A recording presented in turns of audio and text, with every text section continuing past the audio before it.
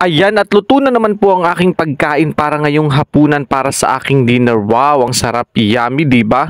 Kaya pagdating ko sa bahay, nag-prepare agad ako, kinuha ko agad sa ref ang aming mga gulay na natira mula kahapon kasi namili ako kahapon ng gulay at meron nga akong mga natira. Sa totoo lang, habang nagbabiyahe ako kanina papunta pa uwi sa bahay galing sa work, ayan, iniisip ko na ano-ano nga ba yung mga gulay na meron pa ako sa ref para mai-prepare ko para sa aking hapunan.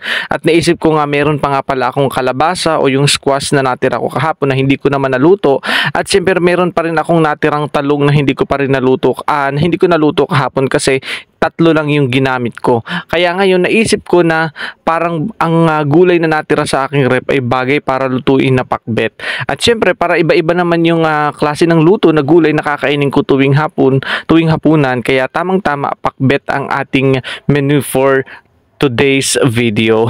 Ayan, at pagkatapos ko nga sa mga gulay ay inihanda ko na din ang sibuyas at bawang para sa pagluluto. So yun lang muna ating for today's video. Follow for more!